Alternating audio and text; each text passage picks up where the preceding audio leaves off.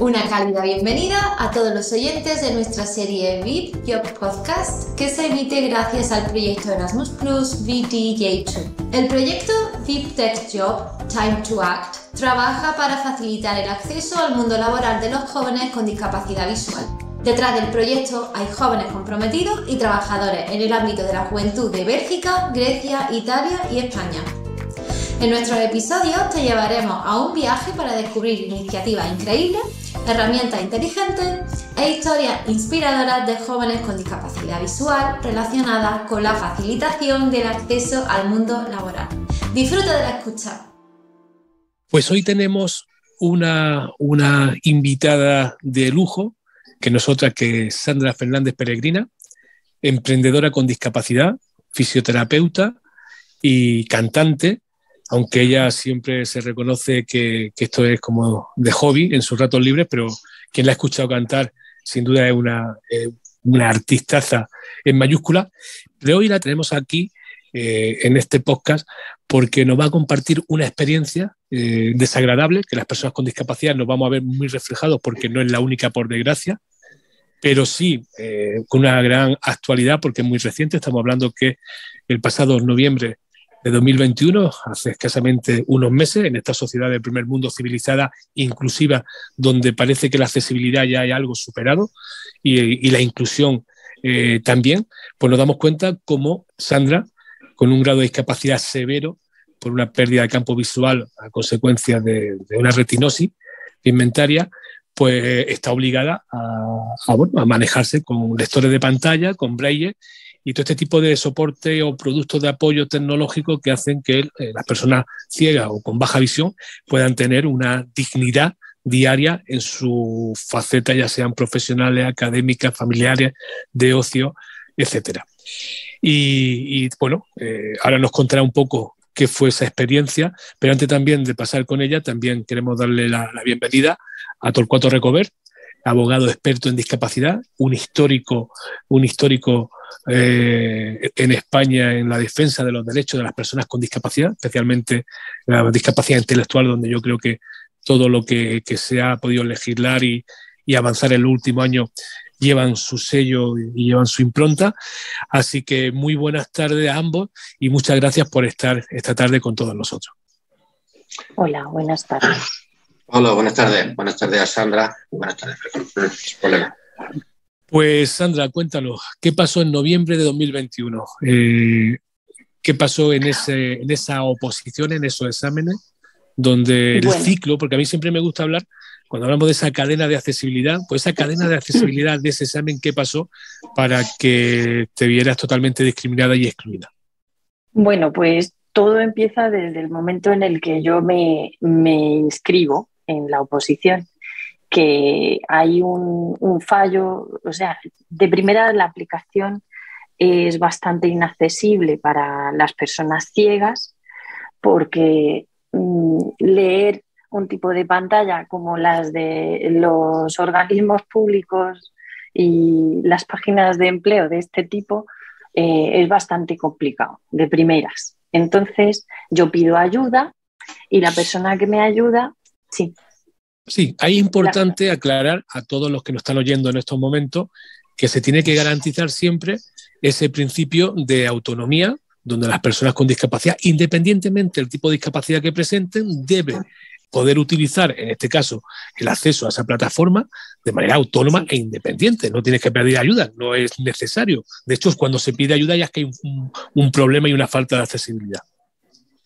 Claro, de hecho, añado que la persona con la que me encontré en el examen, que vio todo el problema que tuve, me dijo directamente, este chico era ciego total también, entonces me dijo, yo lo que hago para acceder a todo este tipo de formularios, pido ayuda a mi propio sindicato. ¿Qué me pasa a mí? Que yo era la primera vez que me presentaba a una oposición, entonces yo, pues claro, al ver que era incapaz de moverme por esas pantallas, pues evidentemente pedía ayuda. Pero a la persona que convive conmigo, que entiendo que si ve bien, pues no cometerá ningún fallo, pero hasta a las personas que ven bien les cuesta moverse en las páginas de este tipo. Entonces, a nosotros ya, pues imagínate. Y esa Ahí es la estamos hablando historia. que eso es un problema de usabilidad gravísimo y un Sí, problema de accesibilidad cognitiva, porque al final tenemos que sí, garantizar que no hay que ser un experto informático o tener una alta formación para poder utilizar este claro, tipo de plataformas que está abierto a toda la ciudadanía. La, claro, si me permite, ese tema de la accesibilidad en las páginas web, a pesar de todo lo que se viene diciendo y de las obligaciones legales que existe, está todavía muy poco avanzado, realmente, ¿no? Obviamente, la accesibilidad para personas invidentes resulta, bueno, pues que hay lógicamente que cambiar el formato de acceso, ¿no? Y para hacer esta que sea, claro. pero además, como dice Sandra, no es solamente el formato de acceso, sino que además resulta enormemente complicado poder hacerla. No solamente que se puedan oír los textos, ¿no? que ya el ordenador te lo Claro, podría facilitar, sino que puedas acceder fácilmente al lugar donde buscas. Eso no, claro, ahora es mismo que sigue sin hacerse. realmente el problema que hay es que si vosotros y el público imagina una pantalla, ahora mismo cualquier pantalla de un ordenador tiene un montón de epígrafes, un montón de enlaces, un montón. Entonces, si ya tú tienes que rellenar un formulario y antes de iniciar ese formulario una persona te está leyendo todos los epígrafes por los que pasas, es un mareo. O sea, es inaccesible porque Sí, ¿quién lee? Todo el mundo lee de un vistazo, busca lo que busca, no lee la pantalla línea por línea, palabra por palabra. Son pero barridos visuales que... si me permitís, el gran problema, lo que estaba avanzando Sandra, el gran problema tuyo en la prueba no fue solamente eso, sino el que finalmente no te ofrecieran las adaptaciones necesarias, finalmente en el momento ya del Claro, examen. claro, pero todo parte de eso, que me Sí, estoy sí. alargando, ciertamente. Parte de que en el momento en el que pedimos las ayudas técnicas, a mí me deniegan por incompatibilidad. Yo pido línea de braille, pido lector de pantalla y entonces de primeras me niegan esas dos por ser incompatibles, que no lo son, pero ellos me dicen que son incompatibles. Yo Pero, intento buscar, Sandra, sí. Sandra, ¿en qué se basan ellos de que son incompatibles estos productos de apoyo? No lo sé, no lo sé, pero no podía seleccionar las dos. Aún así, yo intento, o sea, nosotros intentamos seleccionar las dos. No sé si al final nos permite la página seleccionar las dos, pero el caso es que rellenamos el formulario entendiendo que el tiempo, al yo presentar mi certificado de discapacidad superior al 65%, entiendo que el tiempo va implícito, la ampliación de tiempo en el examen va implícita en la prueba, ¿vale?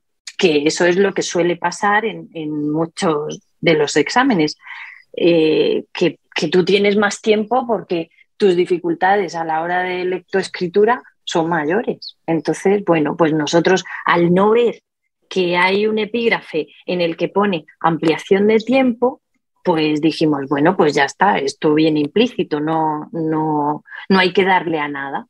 Y resulta que sí, que estaba en otro sitio. Total, que yo, pues en el momento en el que ya paso a esperar a que me den la notificación, que tampoco me la dan, tengo que buscarla yo, con lo cual tengo que volver a pedir ayuda, nos damos cuenta de que no me conceden las ayudas técnicas por ser incompatibles. Busco un teléfono para este organismo. Llamo a Sevilla, llamo a diferentes ciudades, llamo a un, bueno, pues sí, a un organismo, llamo a otro, llamo como a 7 u 8 sitios y en todos sitios me dicen que lo tengo que solucionar online. Así que no puedo solucionarlo. Claro. Nadie me dice Solucionarlo cómo, online nadie... en una plataforma inaccesible para las personas Inaccesible, ciegas. claro. Entonces nadie me dice cómo. Me dice mi preparadora, me dice, bueno, pues intenta hacerlo online otra vez y pide la ayuda. Pide la ayuda la que te han denegado. que era la línea de braille o la otra, no me acuerdo cuál era ahora mismo. Pues total, que yo me meto con ayuda de nuevo y entonces pedimos la otra. Entendemos que no pisa una a la otra. Entonces, claro, la siguiente ya es el examen. Cuando yo llego al examen me dicen que tengo denegada el braille y que no me han dado más tiempo, con lo cual yo hago con un lector de pantalla el mismo examen que una persona que ve bien, teniendo una hoja de Excel donde poner las respuestas, que tampoco es accesible 100% el Excel, porque el lector de pantalla se va atascando entre columnas y es accesible, pero muy complicado de manejar, porque si ti se te va el cursor del lector de pantalla, se te pierde por la pantalla, ahora busca tú la celda tal para poner la respuesta, pues es una pérdida de tiempo. Entonces me exigían colocar cada pregunta en mi hoja de plantilla de Excel.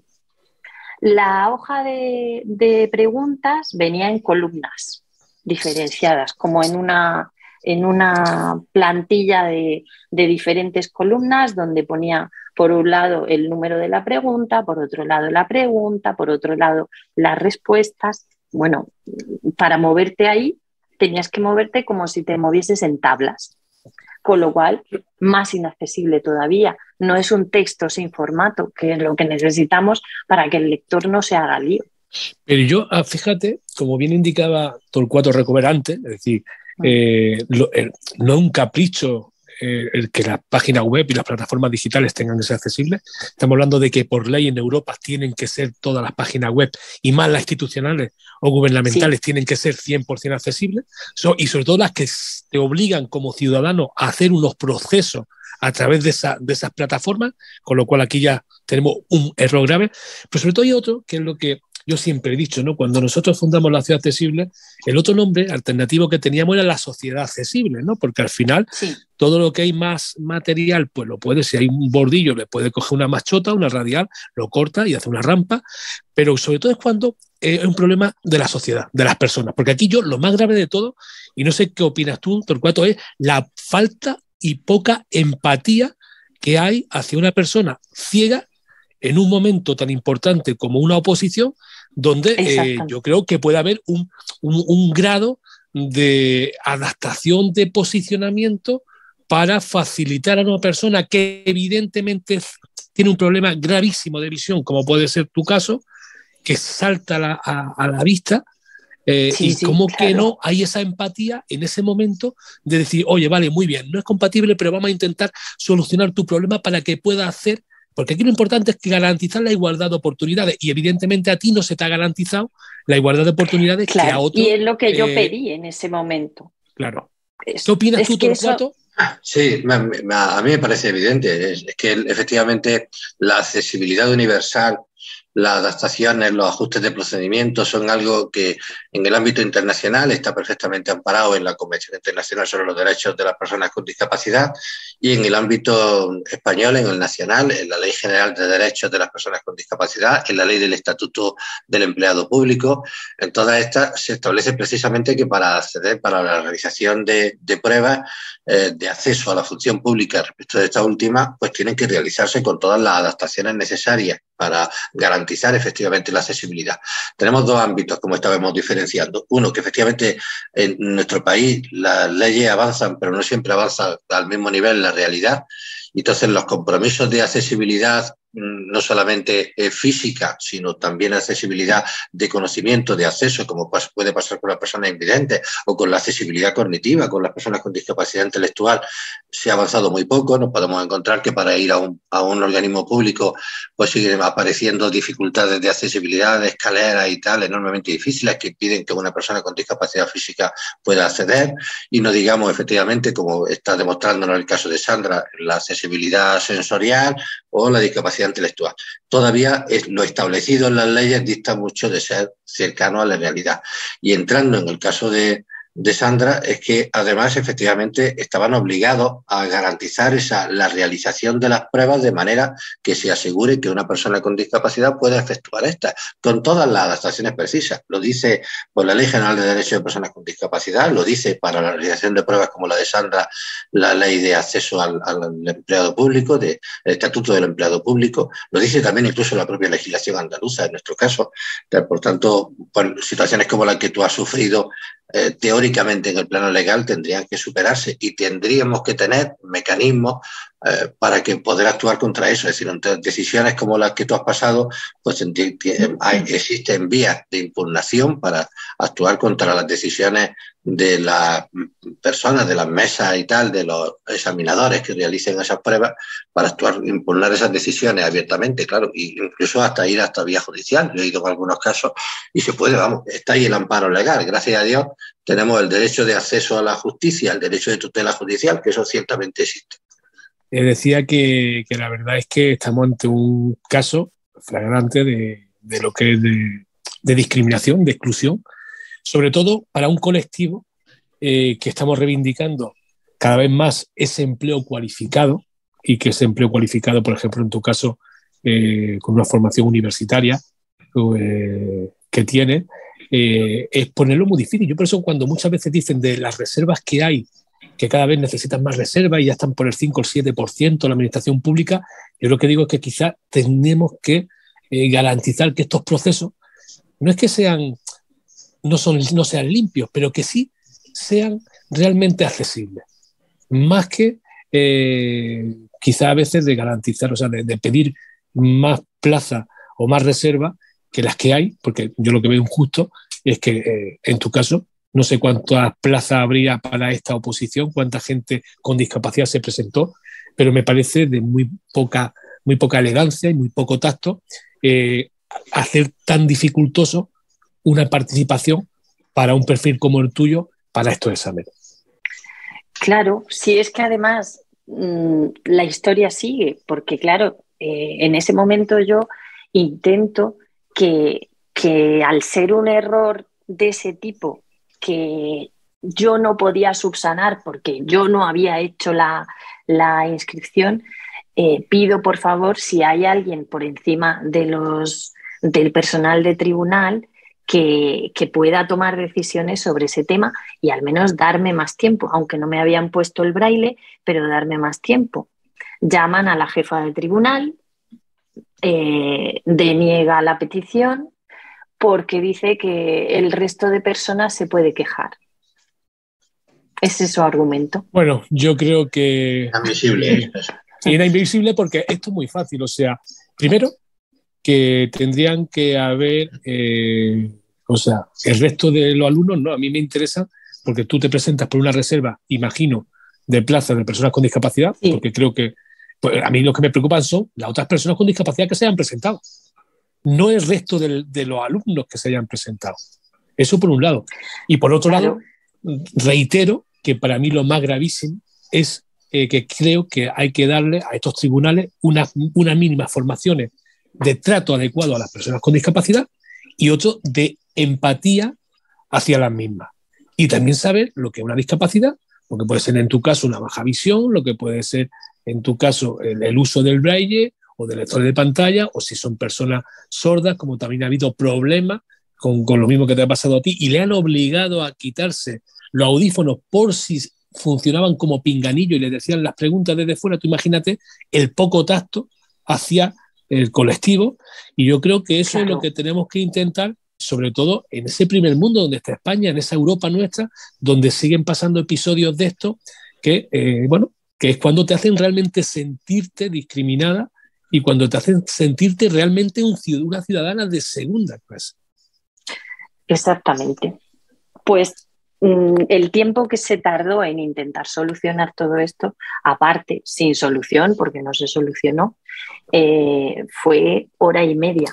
Yo empecé mi examen 1 hora y media después. Pero luego hay otro problema, Sandra. El problema es la pérdida de concentración ante un examen de oposición con este tipo de cosas. Tú ya ibas en desventaja. Ya no solamente por el tiempo yo ya me puse a llorar allí del estrés que me generó el sentir así, el sentir que nadie me hacía caso, que parecía que yo estuviese mintiendo, el sentir que no había nadie, absolutamente nadie, que pudiese hacer nada y que la persona que estaba a mi lado tenía el doble de tiempo que yo, con lo cual el personal se iba a quedar durante todo ese rato, que no es que tuvieran que hacerme el favor a mí de quedarse más tiempo o de echarme una mano para algo. No, es que esa persona estaba contratada para estar ahí para otro chico que tenía una discapacidad visual y que tenía todas sus ayudas bien, pues ya para ir... en condiciones para ir. Entonces yo solo pedía dejarme hacer el examen y ya luego solucionaremos todos estos formalismos. Era lo que yo pedí. No pedía no pedía nada favorable para mí. Yo solo pedía que se solucionase después del examen, que me dejasen hacerlo con el tiempo que necesitase y que yo ya luego, si tenía que presentar documentación de todo tipo, yo ya la presentaría, pero no hubo forma. Entonces a mí me echaron del examen, de hecho me invitaron a irme antes. Bueno, me invitaron que si quería abandonarlo, que si no me sentía bien, que lo podía abandonar. Yo con estas declaraciones que acaba de decir, creo que es suficiente para dar por concluido este podcast, porque yo lo que quiero es que Torcuato Recover, como experto letrado en la materia, nos dé qué tenemos que hacer en este tipo de situación para que desde el minuto cero por lo menos estemos amparados por la ley y sepamos que los pasos que vamos a dar van a servir para algo. Torcuato, para despedirnos, ¿qué consejo para cualquier oyente que nos escuche y que le pueda pasar algo parecido a lo que le ha pasado a nuestra invitada de hoy, a Sandra? ¿Qué deben hacer? ¿Cómo deben actuar las personas con discapacidad cuando ven vulnerados sus derechos o discriminados de esta manera? Yo creo que fundamentalmente lo importante quizá de experiencias como la de Sandra debe ser transmitir a todo el mundo la necesidad de pelear, de ser beligerante, de reivindicar efectivamente el cumplimiento de los derechos. Por tanto, de aplicar la ley, de conocerla como es natural, de estar bien asesorado y de efectivamente intentar superar las pruebas de lo que ella decía, de las limitaciones de accesibilidad iniciales a las plataformas digitales y demás, pero reivindicar el ejercicio, la efectividad cierta de los derechos, actuar contra cualquier tipo de discriminación, porque esto, como señalaba y efectivamente, es una discriminación por discapacidad evidente, prohibida por la Convención y prohibida por nuestros derechos. Y actuar, utilizar los mecanismos. Cada vez que se produzca una situación de este tipo, en los plazos legales administrativos, impugnar, recurrir, ir hasta donde haga falta, incluso ciertamente hasta los tribunales, que son la instancia más adecuada para garantizar el cumplimiento de las leyes. Bueno, Sandra, muchísimas gracias por estar aquí hoy con todos nosotros en este podcast. Torcuato, muchísimas gracias por esos consejos y bueno, esperamos que pronto volvamos a tener otro programa de este tipo y con otro invitado y para analizar una vez más la actualidad de la discapacidad en nuestra Europa. Gracias a vosotros. Muchas gracias. Este episodio ha llegado a ti gracias al proyecto VTJ2 y al programa Erasmus+. Para obtener más información, visita www.viptechjob.eu y posiblemente el sitio web de tu organización. Te invitamos a que escuches nuestro podcast en Spotify, YouTube o desde donde escuches tus podcasts. Eso es todo por hoy. Nos vemos en uno de nuestros próximos episodios.